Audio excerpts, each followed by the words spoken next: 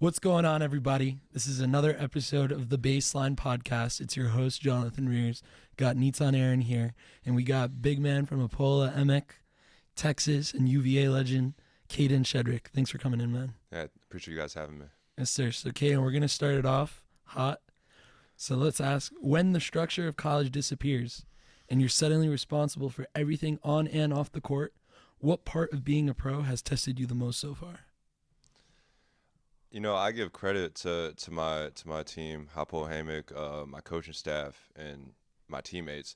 I think that's actually been like an incredibly seamless transition. I'm with 5 other Americans now. They're all vets. I'm the only rookie on the team. So even the Israeli guys that have been around the block, we got Neve, we got Roe, Rafi. They've all taken me under their wing, and they've kind of like showed me the way. And at first it was a little difficult. I would say the hardest part was probably, moving to this new country. I'm looking up at all the signs. There's like Hebrew everywhere. Like it doesn't even like look like anything that makes sense to me. That was the hardest part to me.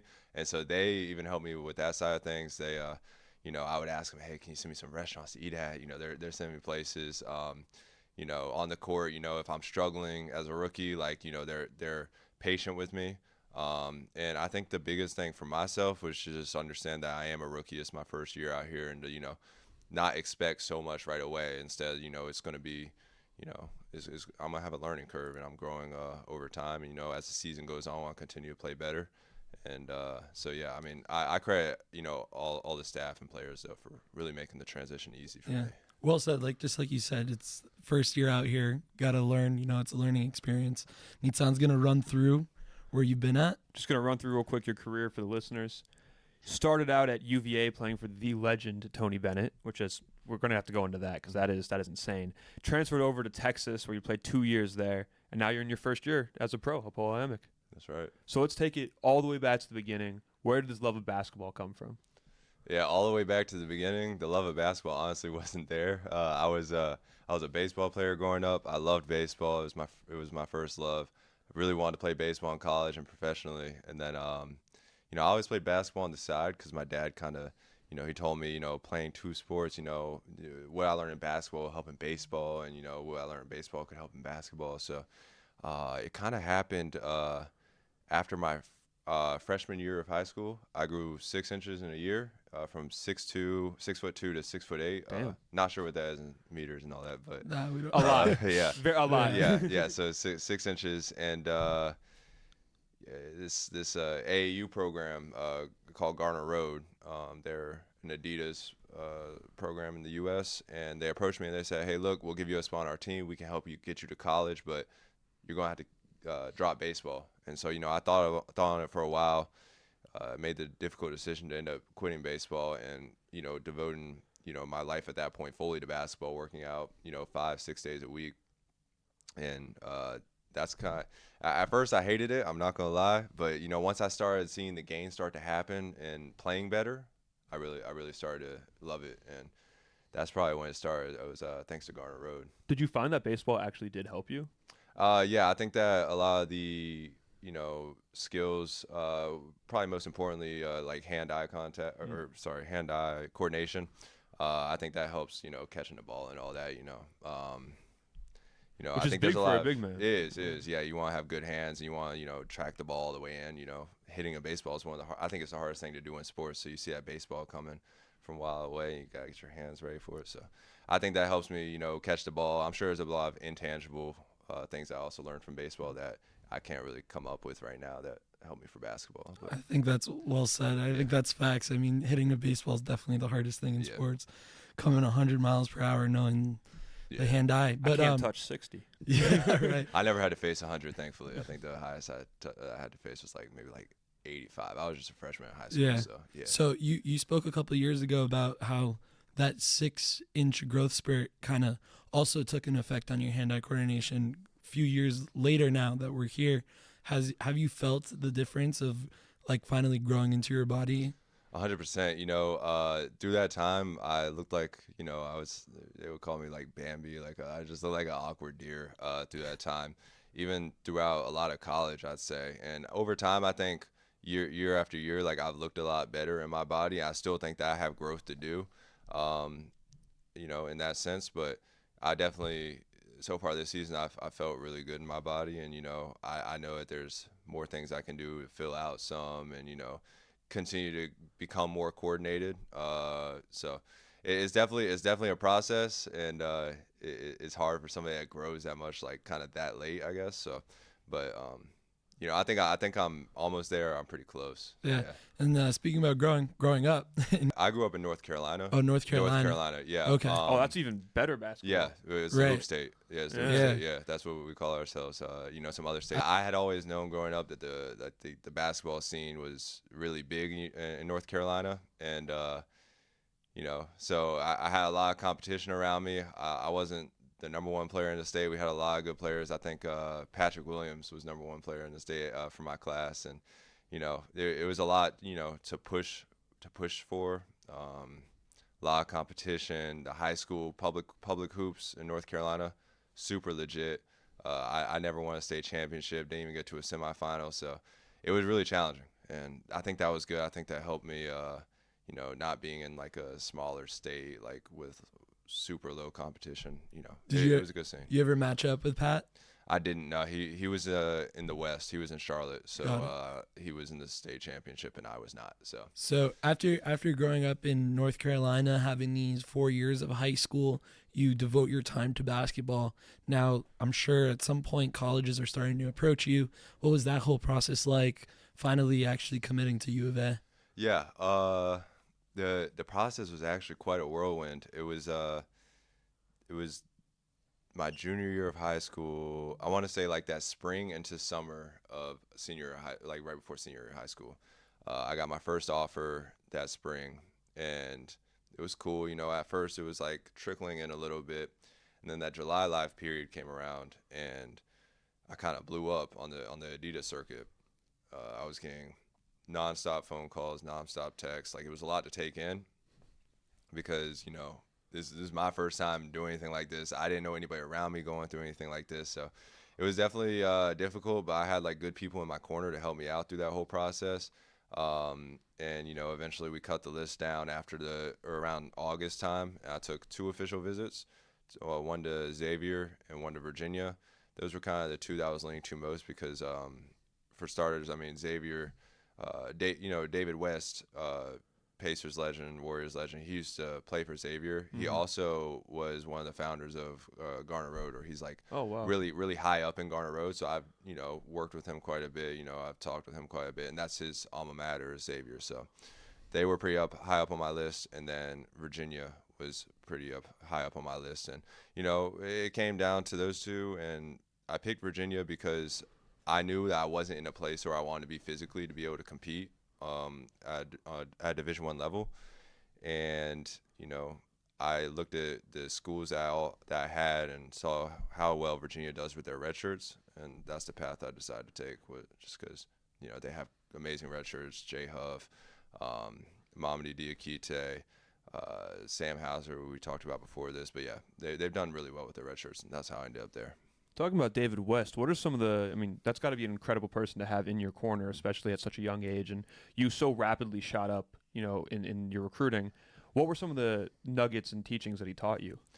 I think at the time I had met David, I was still really, really raw. So a lot of the stuff that I worked with him on was some footwork stuff, like really basic basketball stuff. And that's kind of where he started out with me at. I work out with him, and then my trainer at Garner Road, Gwan Hyman, they would work together to try and, get me more coordinated, moving around better.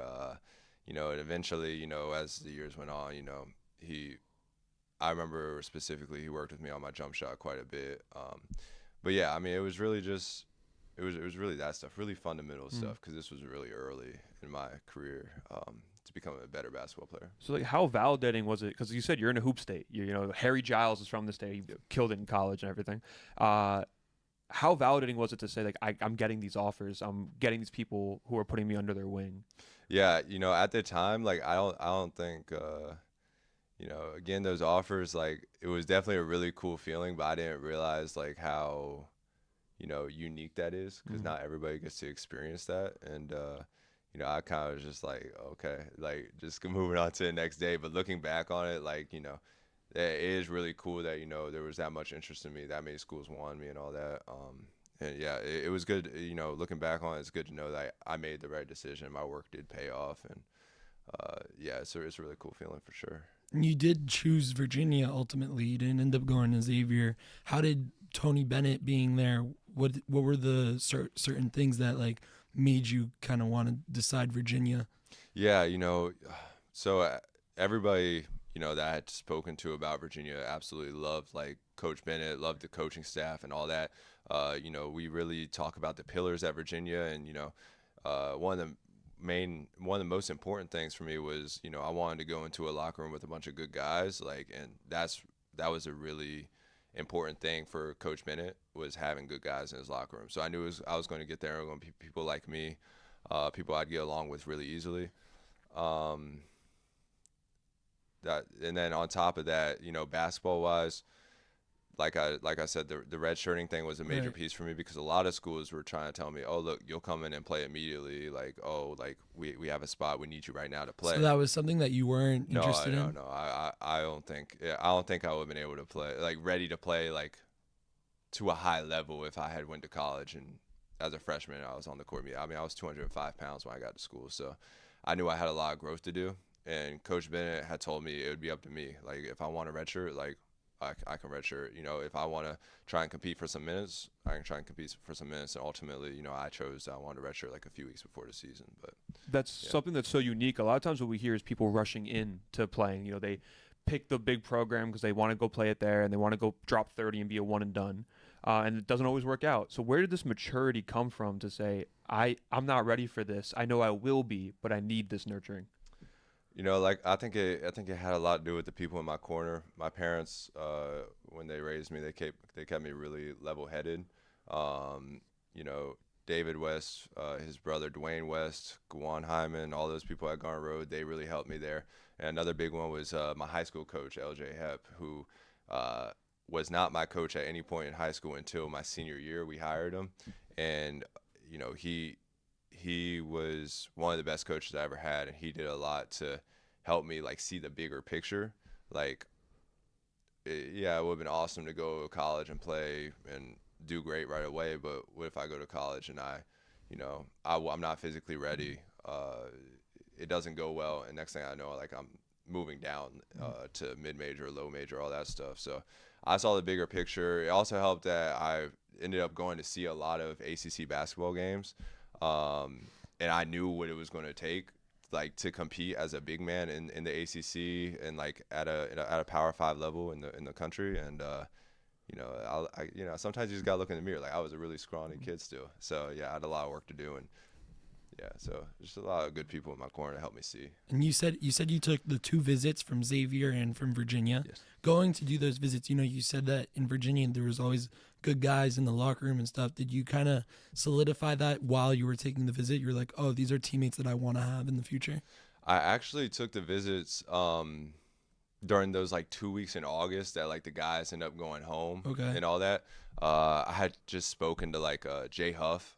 He is from Durham, so like really close to me. I remember I had spoken to him about it, and he's amazing guy, one of the best teammates I ever had, and he really told me about how he likes it and all that, and like the team's Yeah. great, and I got there and the team was fantastic. So So we talked about it already a couple times. You redshirt your first year and you redshirt with Sam Hauser. Talk about that experience, redshirting. What did you learn? What were some things that you picked up in that first year? oh yeah, first and foremost, I kind of learned what it would take to you know play at that level in terms of like habits, like eating right, sleeping right, so I could gain weight, because that was one of the biggest things for my retro year.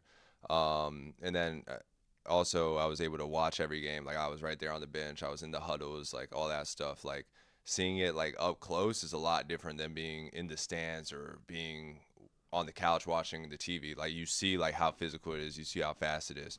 So those were two really important things for me during that time. Basketball wise, they had me doing extra lifts. They had me on this massive meal plan, trying to eat 5,000 calories a day.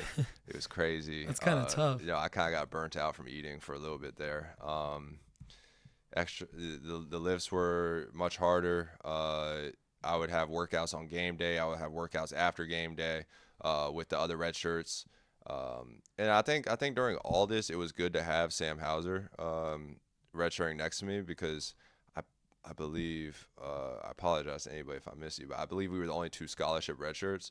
So you know, it was good to have him challenge me to push me. And at the time, I think he was about to be a grad student, so I think he had been in college for a little bit at this time. So it was good to have somebody that had been around the block to show me the way. So you talk about him being a grad student. I know that you went on later in your career to become a grad student. Was that something that he kind of put in your head from the start? No, I think it just kind of happened to be, you know, how everything unfolded. Because you know, my first year eligibility wasn't until my 3rd year of college. Right. So you know, I had played 2 years, and after I had played 2 years, really, I got my bachelor's degree. I was already graduating, so I had been in college for 4 years. Had really played 2.5, and so I mean the master's degree was right in front of me. You know, I wasn't in a position where I could be like, oh yeah, let's go try to draft. I wasn't in any kind of position like that. Yeah. I had to have surgery anyways, so kind of just how it happened. So your first year of college, as we talked about, you redshirted. Virginia won the tourney in 2019, Correct, right? yeah. So what was it like joining the team the year after? Oh yeah, it was really cool to watch. First of all, I remember 2018 when they lost to UMBC. Playing ACC basketball wasn't even on my radar. I was like, wow, it's crazy. Like you know, I hope I get to play in March Madness someday. 2019, I go and watch like their whole. I didn't go. I was at home watching their whole run. That was amazing to watch, and I feel like for me, it felt like the expectations for me got higher now that they had just won. You know, the expectation now is Final Four national championship, and it made me want to, you know, experience what those guys did. Ultimately, that never happened, and I actually got upset quite a bit in March Madness, but that's a whole other thing. But you know, I wouldn't say there was any added pressure onto that. I think it just made me and my fellow freshmen. I think it made us want more. Want to give the school another national championship and all that, but it never happened. But that's how I felt about it. Was there something specific about the culture that Tony Bennett instilled?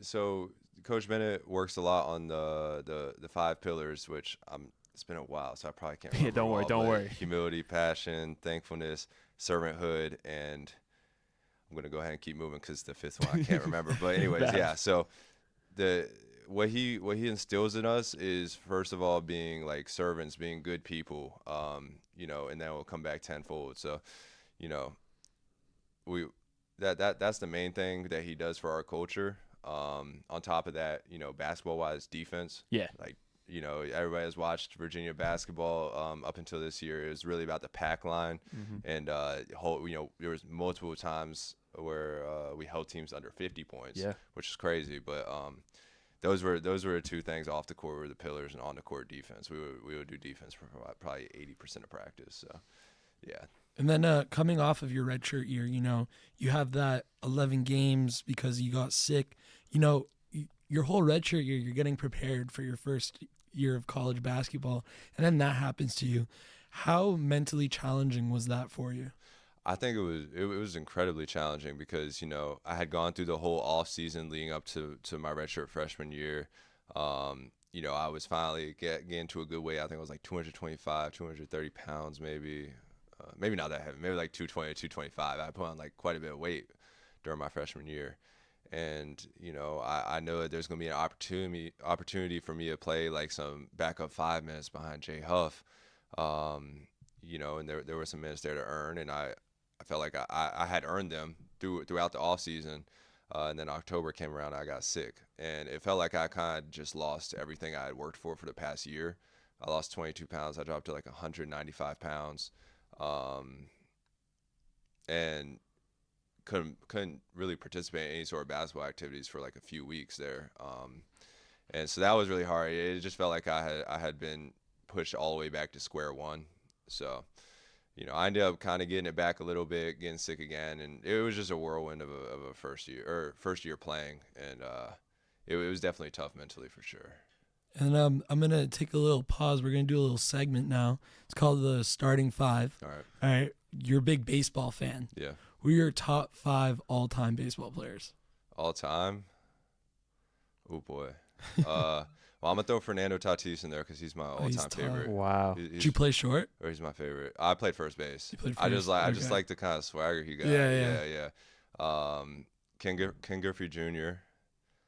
He goes in there. Barry Bonds goes in there. You know, people have a lot to say about the steroid use, but I was gonna say, I was like, that's Yeah. controversial. Yeah, as that hell. is Yeah. controversial. at the end of the day, you gotta hit the ball, and he did it, and it went over the fence. So the steroids don't help him see the ball. But let's see, who else do I got here?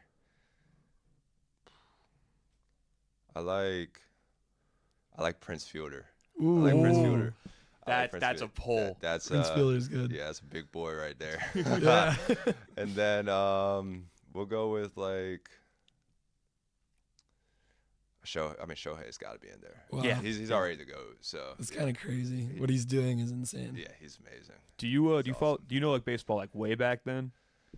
How way back? Probably not. No. Probably not I've got way a back. signature of Ted Williams. If you Okay, know. yeah. Yeah. I I've- know who he everyone is. knows Yeah, I've Ted got. Williams, yeah. yeah. It was one of my like favorite things I have. I have a signed postcard from That's Ted awesome. Williams. And That's it's like- awesome. So going back to the basketball, you said that was really mentally challenging, but you were also on a team with Trey Murphy, Sam Hauser, and Jay Huff. It was an elite team, and also you had Kihei Clark for all your years at Virginia, correct? And being alongside these big names who ended up getting drafted, what was it like being alongside them and seeing their work mentality? Oh yeah, that was big time for me. It was good to come in and get to work with them every day and learn from those guys. They were all vets at this point. I mean, Kie was a sophomore, but he was just coming off a national championship as a starting point guard. So it was good to learn from them. See what it takes to win, see the effort, see the work that it takes to win, and it's cool now to see it pay off for them as well because those guys all earned their way to the NBA. Like Jay earned his way. For sure. Sam earned his way. Jay like grinded. Trey earned his way. He was. I don't want to speak for Trey, but I'm pretty sure he was like 6'3" his freshman year of high school, and he grew his freshman year of college or something like that. He grew quite a bit in college.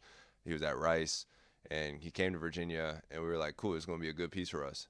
He blew up, went Yeah. top 20 in the draft. Now he's like this No, he's all-star, hooping. he's near all-star player, and he really worked for it. So, I think Virginia takes a lot of guys that are like aren't. We don't get 5 stars at Virginia. We get guys that they want to work and they want to earn their way there, and it works out really well for some players. And it was really cool to see it pay off for all of them. Something incredible that you just mentioned about UVA is UVA is there to develop a program, and especially nowadays with the NIL, everyone's going back and forth, moving out, wanting a one and done. If they're not one and done, they want to just keep chasing the check. And UVA has this incredible culture where everyone wants to be there to graduate from UVA, and everyone wants to be there to play the whole thing. So, you start playing really well in your second year of playing, your third year in college. You're playing 35 games, 20 minutes a game. What was that like for you to like officially start really getting to that level mentally after such 2 years of honestly like turbulence? Yeah, no, it was an awesome feeling. I think I started the majority of the year, so I started that first game of the year though, and super pumped, super excited. I think we're ranked 25 in the country, and we go out, we lose to Navy at home, and so that was quite the way to start that whole journey. But I think it was a cool feeling to be out there, but like a loss like that helps you realize like not everything's just gonna be handed to you. Like, cool, we're Virginia. Like, cool, we're supposed to be better than Navy. Like, cool, like all of us are on paper better than them. Mm-hmm. I think that was a wake up call for me, that we got to work harder and all that, and it helped me grow throughout that season. We ended up only going to NIT, but I think that we learned a lot that year together. A lot of that team came back the next year. I think we were a 4 seed in the NCAA tournament, but going through the journey of my first 2 years of college, not playing much, getting sick, redshirting, all that, and then getting to the point where I'm starting in like my first real year of playing, that was a really fulfilling reward. Yeah. And being the starting player on the team, you're a college player and you're still just a kid, but like you're going into these like big press conferences with all these cameras and you got to be like media trained. What was that like for a college kid going into like this high atmosphere media conference room? Yeah, it was it was a lot, because you think back like 6 years before that, I'm like, if you had told me 6 years ago, I would be in this moment, like I would say you're crazy. So Yeah. I think for me, it was just taking it, taking each experience and cherishing it. The media training thing was something that you get better at over time. A lot of the times, they told us just be positive, don't say anything bad about anybody, and you'll get there. And then yeah, I mean, it can definitely be challenging for young players, but I think Virginia does a good job of, protecting us and helping us in that And then sense. after you start that first year, you play another year at Virginia, but then you decide you're going to transfer. So what went into transferring, and then why'd you pick Texas? Right. So I decided to transfer because I had just finished my bachelor's degree at the University of Virginia. I had played 2 years there now. Well, I had played 4 years, but I played Two years. full Yeah, years, two two full played years. 2 full years there now. And I kind of wanted to change a pace. I felt like I had learned everything that I could learn from Virginia at that point.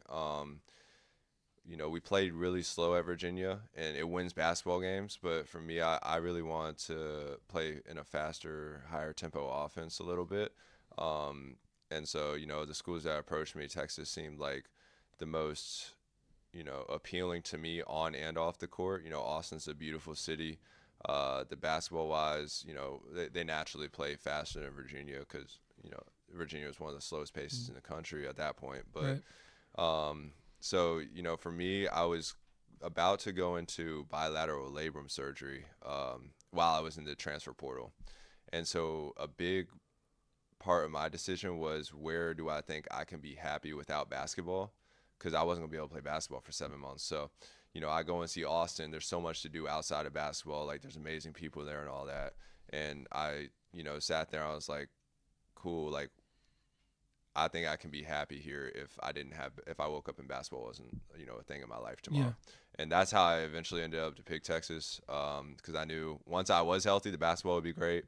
But, while I was going through mentally, the community in Austin would be fantastic for me to, stay positive and all that. We talk about the off the court being a huge factor, but you go to take it was a certificate degree in communications. That's right. Yep. Right. That was my first year at Texas. Yeah. At Texas, and it's a degree where I've seen you spoke about it. Like, it wasn't too challenging where you can focus on basketball. Yep, that's right. So talk about going to college to focus on basketball, but you're also kind of worried about this injury where you might not be able to play basketball. Right. Yeah. So the reason I chose that degree was because at Virginia, I had just graduated my bachelor's in commerce, like business stuff. I put a lot of work into that. And I felt like, I had earned, like, I got this great degree. Like, I think I earned a little bit of a lighter workload. So Texas has this awesome, certificate program where you're taking like 12 credits a semester or something like that. So that was great for me, like you said, for the injury as well, because I had a ton of rehab I had to do on both of my shoulders during this time. So it didn't overwork me, especially when basketball came back into play. Like, I was able to start participating in practice. Now I got basketball, rehab, and school. So I was able to balance it really well. And so that was really important for me. They helped me out there a lot. It wasn't like those little UNC classes like back in the day that UNC got in trouble for. It was like fake classes and all that. Like, we were still doing real stuff. Yeah. It just wasn't to the, extent of like a business school. Right. But, eventually I got my master's degree. I turned that certificate into a master's degree in my second year. So it was a really great situation all around there. Yeah. So once you start being able to focus a little bit more on the basketball side, you get through this injury, you switch from powerhouse ACC school to powerhouse Big 12 / SEC school. What are some of the differences in the traditions at the schools? Oh, I think the biggest one that comes to my mind is Virginia. In my opinion, you think Virginia, you think it's a basketball school. Mm-hmm. You think Texas, it's a football school. 10 out of 10 times, 100% a football school. So for me, it was a bit different taking that back seat to football. Everybody's looking forward all summer to football season at Texas, and basketball season comes around. They're like, oh, cool, basketball's starting. But at Virginia, it's like, I can't wait for basketball season to start. That's what the fans think. So that was the biggest difference culture-wise. But all around, like, both schools have incredible athletic programs.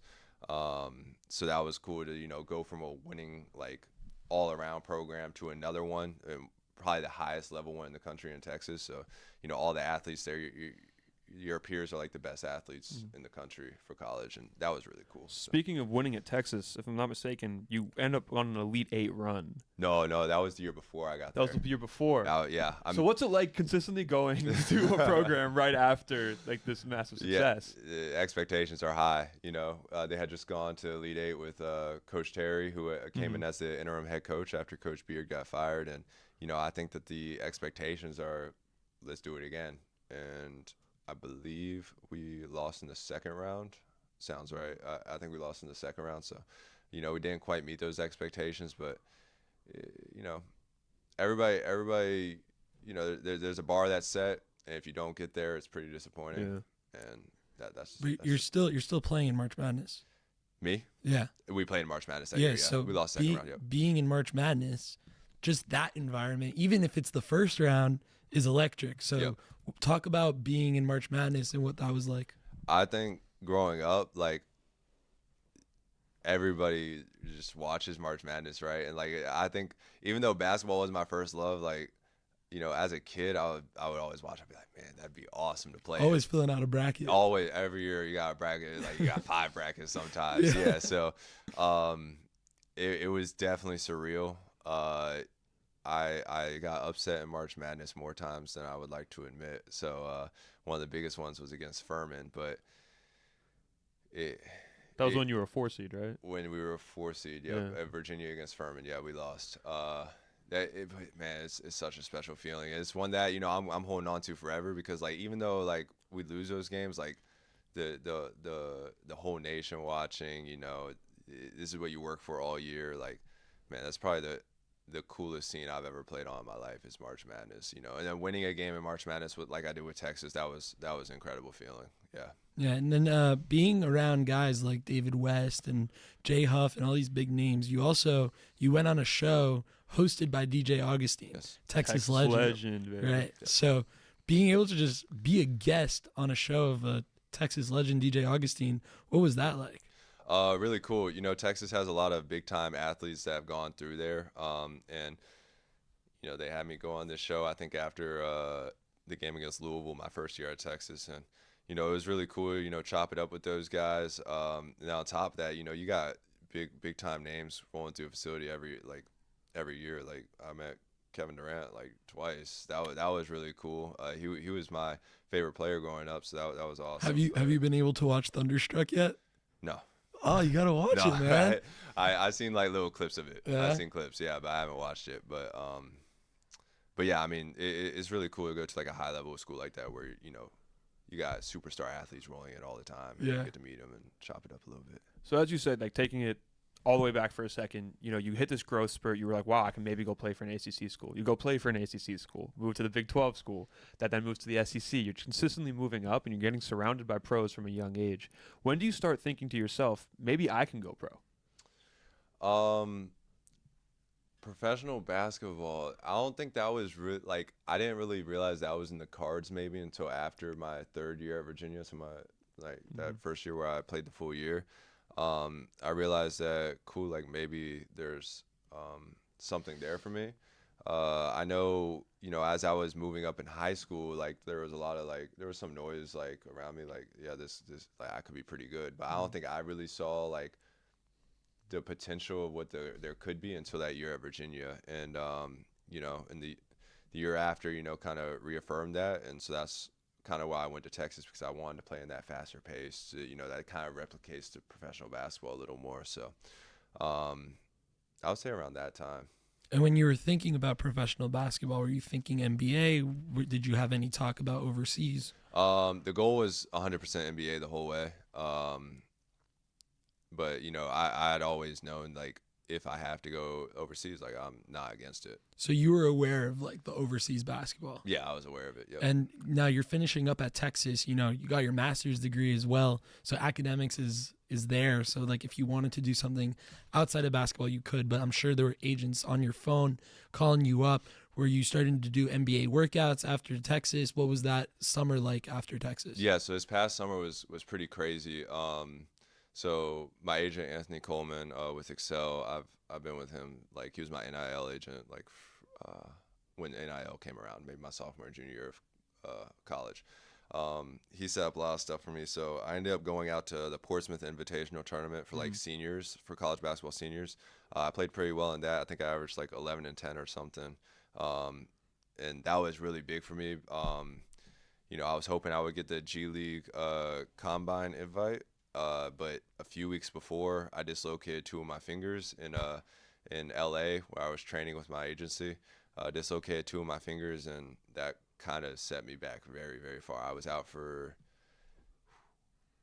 like a month and a half, like 6 weeks maybe, and like even when like I came back, like my hand was not anywhere near 100%. So I started doing NBA workouts like 2 weeks before the draft. I think I did 8 maybe in 14 days. So I'm flying all around the country doing those workouts for those teams, and they went pretty well for the most part. Like the first few were a little rough because I had just gotten cleared like a few days before. And then my last one was with Cleveland. I done really well, and they asked me to come play for their summer league team, and I did. So summer league was an incredible experience, though. So that's kind of how that whole process went. What was summer league like? How was that being there? It was pretty surreal. Like in Vegas, right? Yeah, it was in Vegas. Yep. So I think I reported to Cleveland maybe on like July 2nd or something, and we had like a 10-day camp, and it was all so crazy to me. And we got guys on the team that were on the full-time Cavs roster. We had Tyson and a couple others, but it was a lot of work. It was a lot to take in at that time because the college game is a lot different than the NBA game. Like the concepts in the NBA are completely different. So I had 10 days to try and learn all those. We fly out to Vegas and we got like it might have been 6 games in like 10 days or something. So and then you in the bright lights of Vegas. There's all the casinos, the shows, all that. So it was really cool. It was like my first feeling of wow, like I'm a professional now. Like this is what life is like. And yeah, it was a really cool feeling. Yeah. What's something you learned about yourself in that process? You've played in such big moments before. You played in the tournament. Now you're playing pro in summer league. Mm-hmm. What's something that you really learned about yourself? So the best game I had in Vegas was against Miami. It was Khalil Ware was playing for the Heat during summer league, and that was your matchup. That was my matchup. And I didn't start any of the games in summer league, so I came off the bench and I'm watching him. He's just getting to work. I'm like, wow, this is what like a professional 5 looks like. This is crazy. Like he's hitting all these shots, making these really nice moves. I think that kind of see it right there. That was really good for me. And then I go into the game. I felt like I held my own. I think I finished with like 8 points, maybe like 2 rebounds, 3 rebounds in like 14 minutes or something. 8 points in 14 minutes? Yeah. That's solid. It was something like that. I know it was 8 points. I think it was 14 minutes. And I felt really good about that after. And I think what I learned about myself is that I can play professional basketball. I can compete with these guys. Like I still have a lot to learn, and that's something else I learned about myself. I can get a lot better, but like the groundwork is there.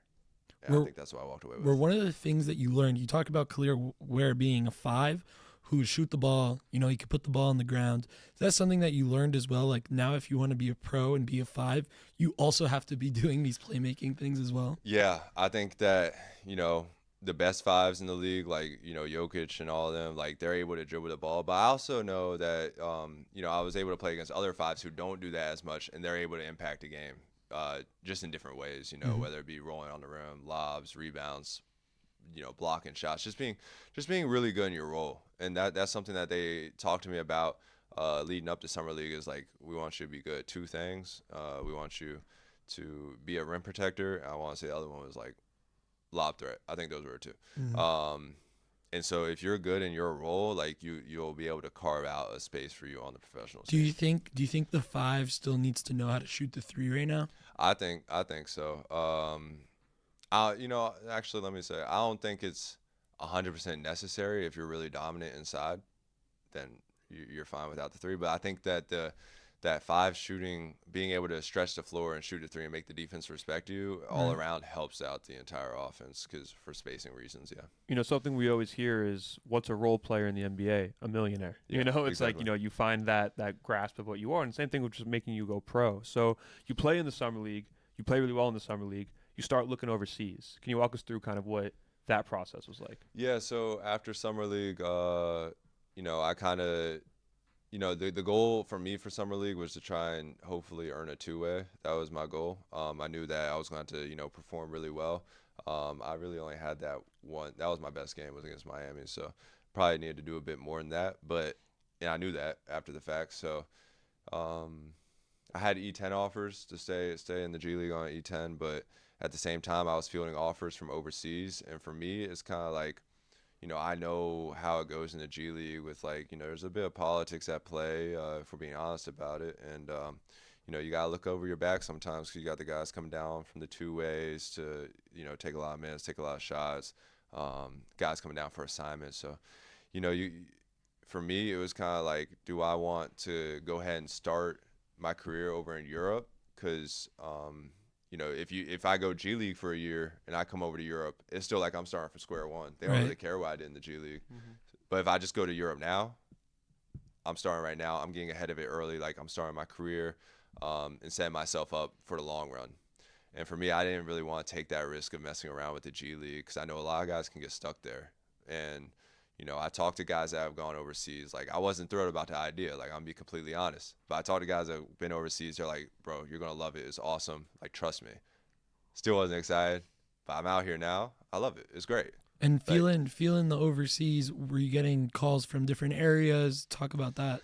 Yeah, my agent fielded a lot of the calls. I had quite a few from Israel, actually. Italy, maybe Germany. I'm kind of blanking. Yeah. But yeah. When you hear like Israel, and like there's all these politics going on with the war and stuff like that, were you calling up other guys that you knew that came in play here?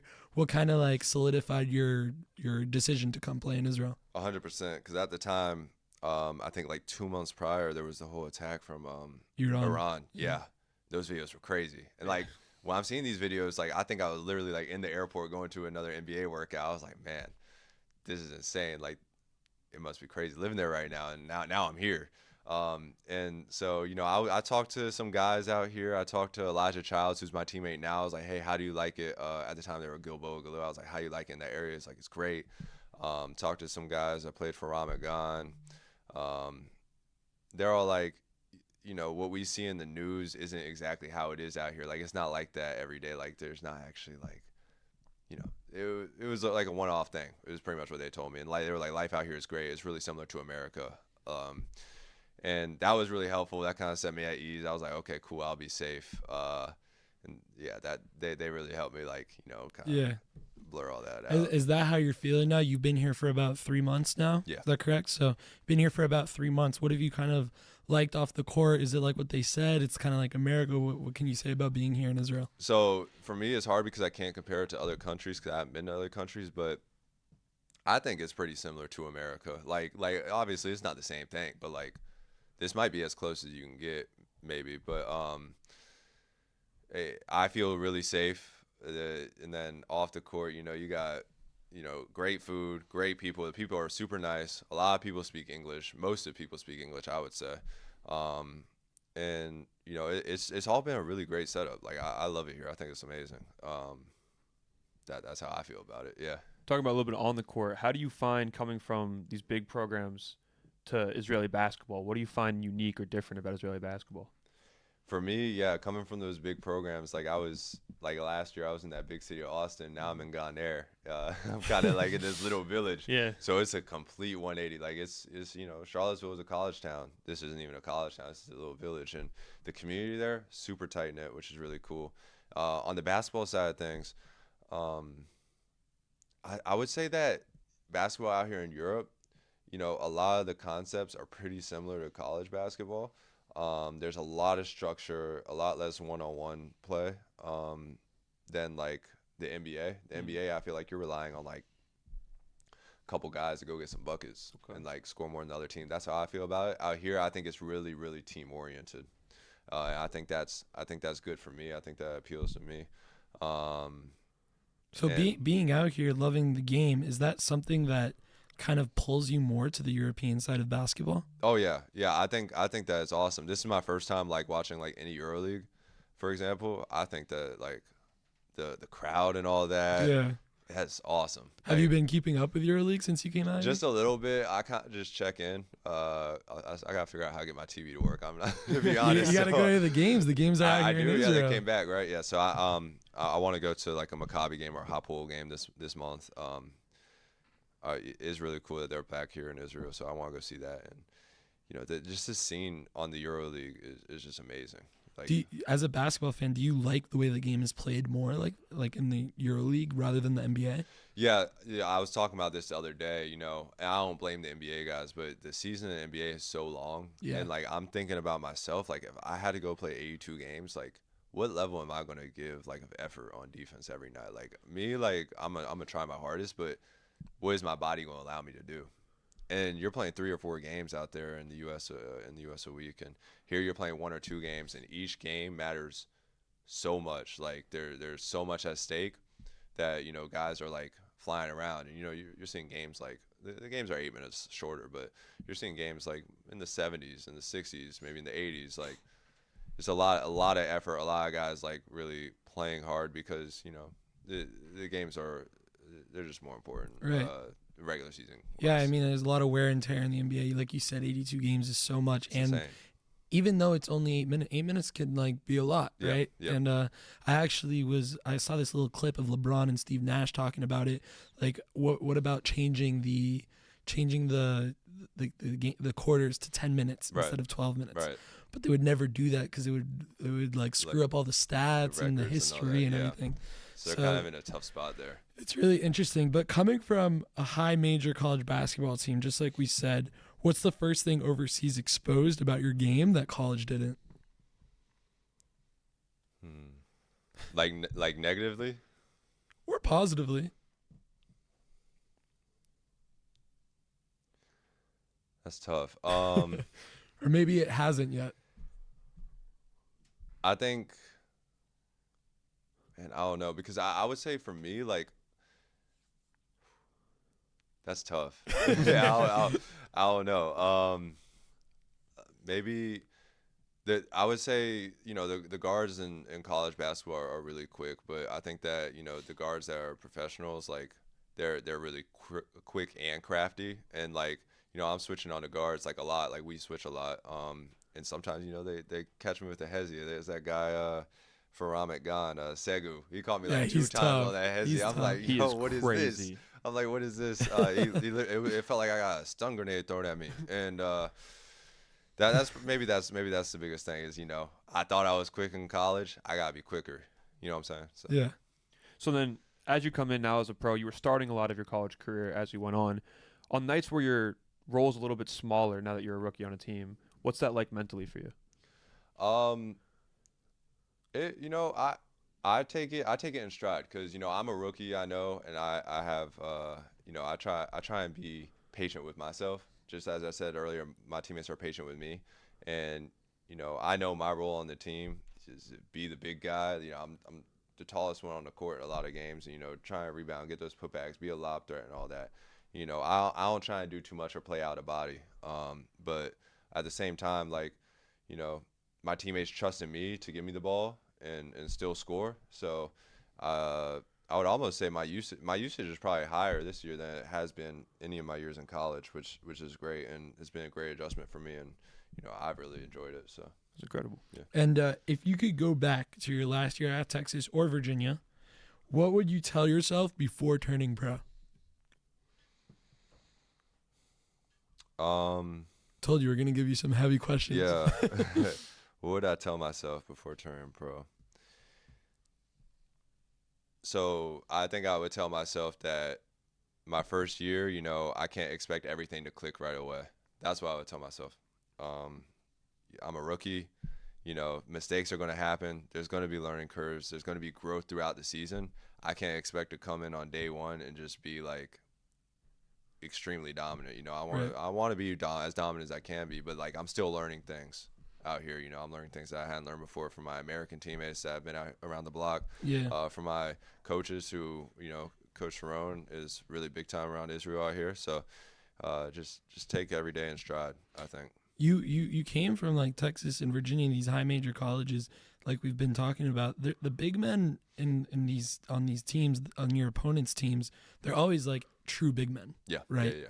Coming out here, have you felt it's been a little bit easier in your role as the five, just because the guys maybe aren't as big? Like you have the Jerusalem, the Tel Avivs, but in the other clubs, you don't really have those true fives. Has that maybe been a little bit easier for you? Maybe a little bit, yeah. You know, Hoppo's got some really big guys. So that's similar to college. I haven't played Maccabi, but you know, I would say like while I'm taller than some of the other fives, like most of them are probably like 2 inches shorter than me, or something like that. But they got like grown man strength. That's the adjustment for me. Is like in college, like I'm in my 6th year. I'm supposed to have the grown man strength, you know. But now I'm playing guys that are 5 years older than me, and you know that's where they have the advantage on me now. So I gotta. You think it's a lot more physical here than where you were playing in college? Because you were playing in some physical games in college as well. SEC basketball, physical. SEC, as Big 12 was insane. Yeah. Physically. I wouldn't say it's more physical. Nah, maybe on par. I was the basketball they were playing in SEC and Big 12 was something crazy. It was bodies hitting each other, especially the Big 12. Yeah. Speaking about comparisons, I want to introduce a segment that we have called Myth or Facts. Right. So what we'll do is we'll lay out some myth or facts about college versus overseas, and you just tell if it's a myth or a fact. And you can expand on it a little bit. Okay. All right, so I'll start with the first one. So myth or fact, the jump from high major college basketball to overseas pro ball is bigger mentally than it is physically. Fact. Fact? Yeah. Especially if you've never been out of the country before. I think it's really off the court things, you know, trying to build your routine. The first couple weeks for me, insanely difficult. But once I got in a routine, like I started like feeling much better, and in turn basketball started becoming better for me because I was less stressed. But I think it's a big jump. Is this your first time outside of America? I went to, you know how the colleges do like the little international trip? So we did the 10-day trip in Italy. That's the longest I'd been out of. Oh, nice. Yeah, I don't like. That's like a week and a half. Did y'all play against the pro team? Yeah, we played against a Serbian team, Mega Basket. Oh, really? Oh, wow, Mega Basket. Yeah. Mm-hmm. So what was that like? You kind of got a taste of the overseas basketball then? Yeah. Man, I think they had a couple guys that maybe got drafted at like these past couple years, but Mega Basket's like Jovic. I think. Yeah. The pink team. Yeah. Yeah. And I had a great game. Yeah. I had a great game. So it was really fun. But it was cool. They had a lot of good players. Like the teams we had played before that, they were kind of like, but they were legit. And like, that was my first time seeing like, okay, like this is what European basketball looks like. The style of play and all that. The fives that are really skilled. Like, they might not be the most athletic, but like they're able to put the ball on the floor, like you said. Super smart. Yeah, smart players. Yeah. So myth or fact? College prepares you for the game, but not for the business side of professional basketball. I would say myth now. Because of the NIL. Because of NIL. Yeah.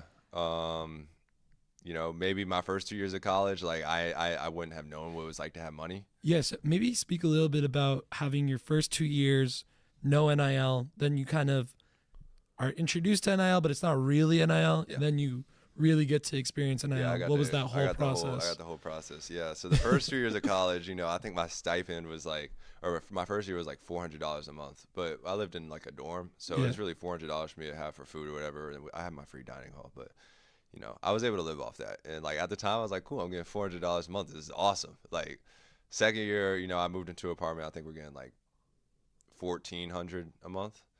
Rent's like $500. We were like kind of in the gutter at Virginia, so I got $900 to spend on stuff. I'm like, wow, this is the life. The NIL rolls around and we get like a little more money. I'm like, great, it's fantastic.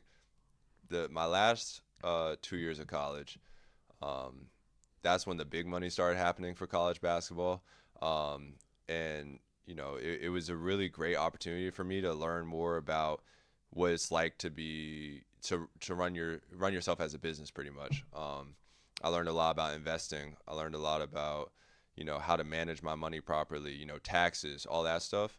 And I think that those were really valuable lessons to learn. But at the same time, like now I'm looking back on it my freshman and sophomore year, I don't know how it's surviving like that. Like, but it's good though. I think that college athletes should be getting paid. Is it a little out of control now? Probably, but you know, it taught me a lot of lessons before becoming an actual professional. So, which is super like needed because there's a lot of guys who go pro, they get their check and they don't save, they don't invest or whatever, and then they're done with their career and like where do they all go? right. Yeah. So learning about it in college is huge. Yep.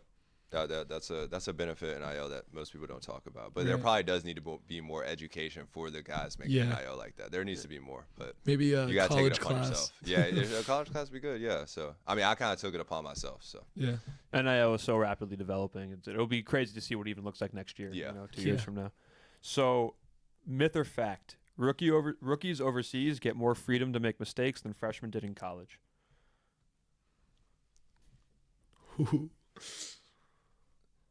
I would say I'm gonna go with fact. I think that my coaches have let me get away with a lot of mistakes that they'll let my teammates get away with. I'd like to think it's just because it's my first year and I'm still figuring it out. As the season's going on, like they expect more of me. Like, oh, you can't don't mess up plays. Yeah. And all that. Like obviously, but Some rules. some rules. Yeah. Like for example, the travel rule out here is so different to me. You gotta like put You it gotta down. put the ball down first. Yeah. I was traveling so much. So I have so many moving screens. I got all this stuff. Like they're patient with me on that stuff. Like as long as I'm showing progress throughout the time. Like freshmen in college, like the rules and all that is still the same. Like the expectations of what you're supposed to be able to do are all the same. So Is it also trippy you can't call a timeout either? I haven't tried that. Rafi Minko warned me about that. Yeah. He said you're gonna look stupid if you try and call So a you, timeout. you can't call a timeout in Europe as a player. Yeah.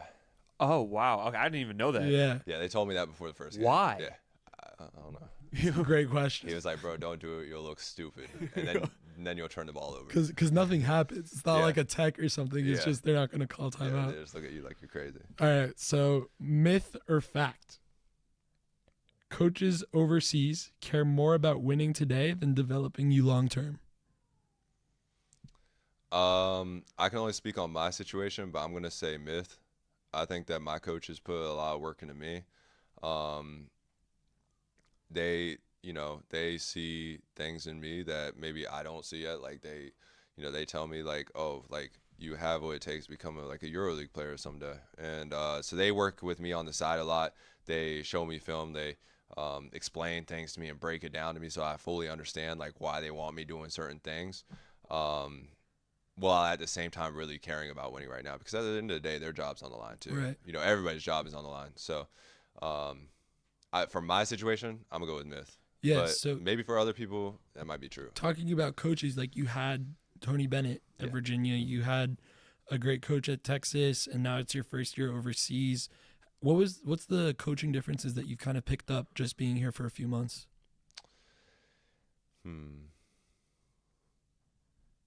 That's a good question. I think coaching differences.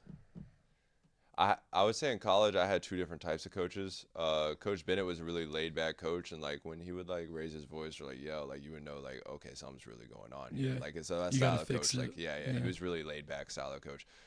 Coach Terry was a really vocal coach, really passionate. Like he's yelling a lot, which is cool. Like he expects a lot from us. Here, I think that he's right. He's right in that middle. Where he's really serious. A lot of the time, he expects a lot of us. But I've seen Coach, crack some jokes with us, laugh and all that. But so that style of coaching, like, he cares about us, but at the same time, like he expects a ton from us. That's what I would say. I think it's Coach super important that you say like he has to be like kind of fun at times too, Yeah. because over here overseas, your team is your family. Yep. Like those are your guys. You're battling out. You're here living your life. Mhm. Like when you're in the States, you can go hang out with your friends off the court, and like it's still a family, but like you have the privilege of being in the States and kind of just Also, especially because some of these teams overseas are in, as you said, you live somewhere where there's 2,000 people. Yep. Like your teammates are half the town. So Yeah. it's like, Yeah. you Yeah. have to go. Yep. Yeah. So, all right. So, myth or fact? Being a starter in college doesn't mean anything once you're a rookie pro. 100% fact. Yeah, that's a fact. your college resume helps you get to a certain level in Europe, but once you get to Europe, that's square one. Like you're starting from scratch. You gotta earn everything from there, and like nobody cares what you did in college. Like I mean, like Clean maybe if slate. you won a national championship, they're like awesome, like congrats. Like, other than that, like Maybe you it's get a little clean bit more of a slate. bonus on the contract. Yeah, and say, yeah, "Let's yeah. move Like on." okay, like you're a winner. Like we'll give you like a little more money maybe, but nah, like it's a clean slate, square one, and it's like being a freshman all over again. Like you have to make your name out here because nobody out here knows what you did in college really. Maybe the scouts do, but other than that, like the fans don't. You know, your teammates don't. Like the coaches probably might not know. Yeah. I think this is gonna be an easy one. Overseas teams expect imports to adjust immediately, not gradually.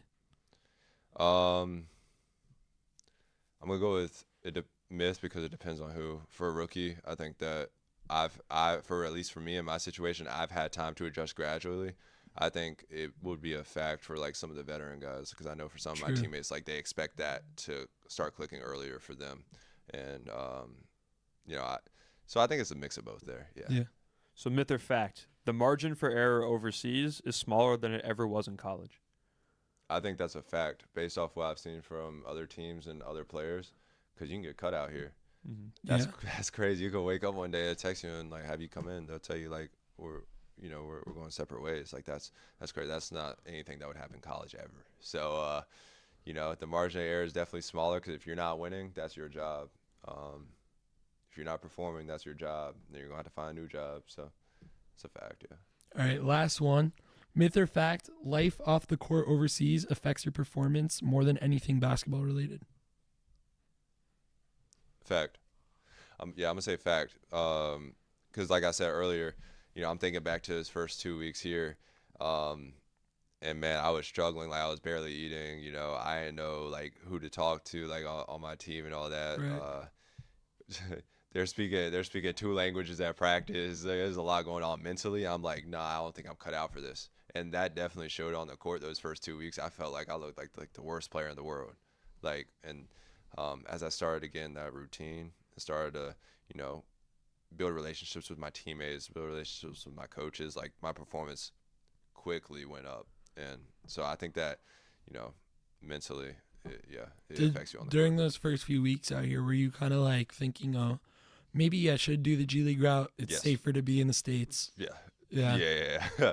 I was texting my mom. I'm like, Mom, look, like this is my second day out here. I'm like, I need you to fly out this weekend. Like, I can't do this. Like, she's like, you're gonna figure it out. I did. So yeah.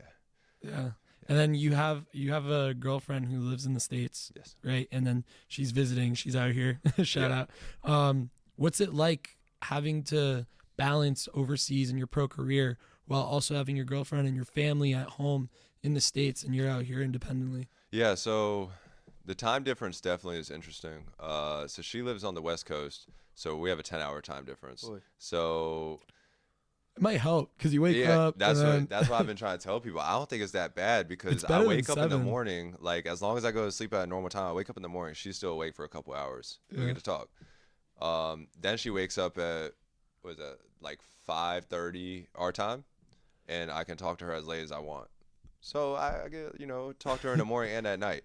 But as for like the East Coast people, I wake up and it's already like 2 a.m. Yeah, or it's like tough. my parents are asleep, so like I have that time in the afternoon and night to talk to them. But I think that it's important to call your people when you can.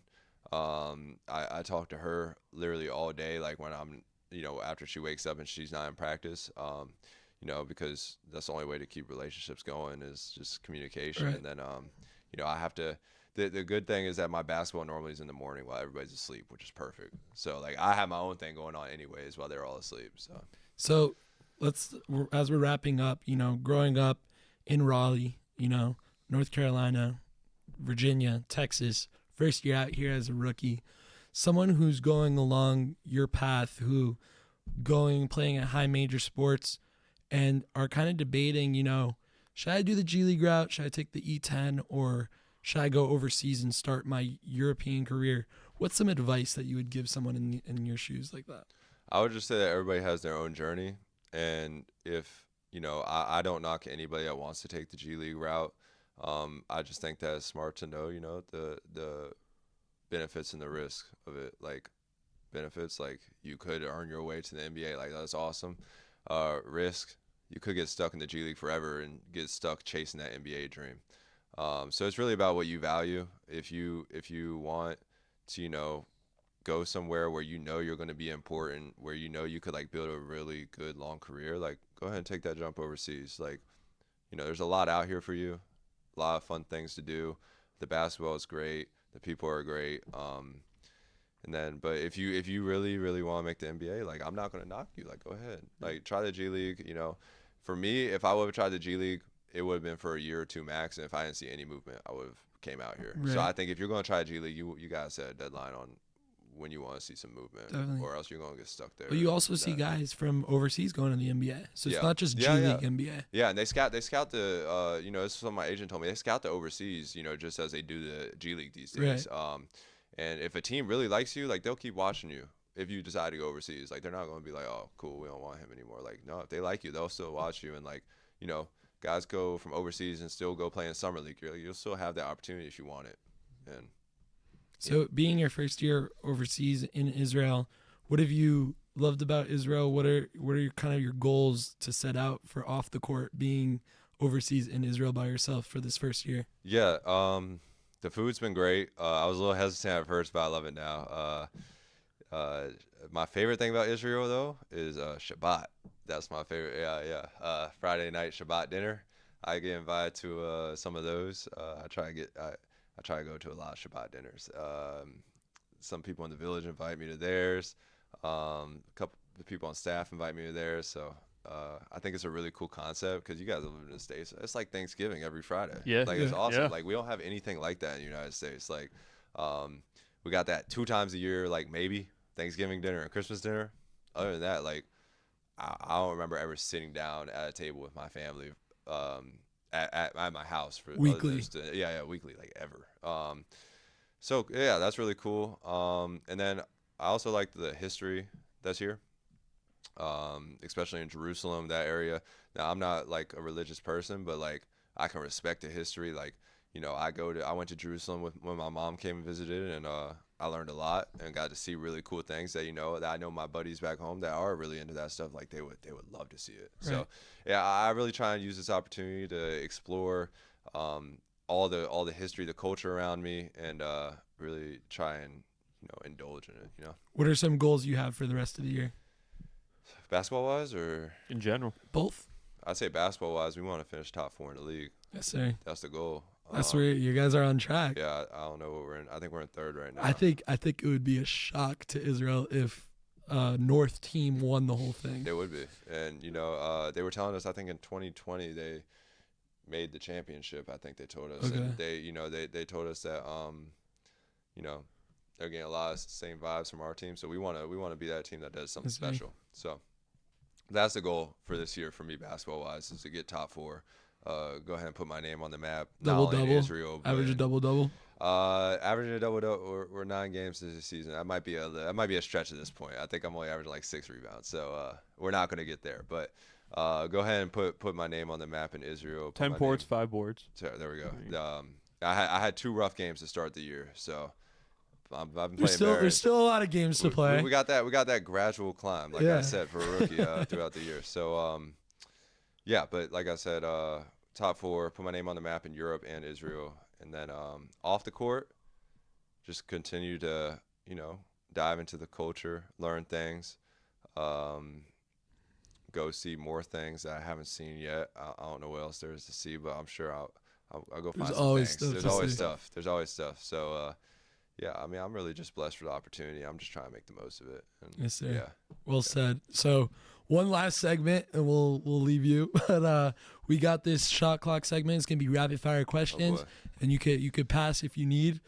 Let's get it. All All right. right. You want to start first? Yeah, I'll start. All right, ready? 3, 2, 1. College refs or overseas refs? College. Hardest thing to adjust to overseas: food, language, or the refs? Language. Where's more trash talk, college or overseas? College. Biggest welcome to pro basketball moment? Segus Hezi. Worst travel experience so far: bus, flight, or hotel? Bus. Shawarma or falafel? Shawarma. Mountains or beaches? Beaches. Nice. Hell There we yeah. go. Hell yeah, All man. right. Appreciate Well, we it. appreciate you for coming. Thank you. Best of luck in the rest of the year. Thank you. We're hoping to see a win in the first league. Yeah. And yes, sir. Great. Thank you guys for having me. Thank you. Let's go.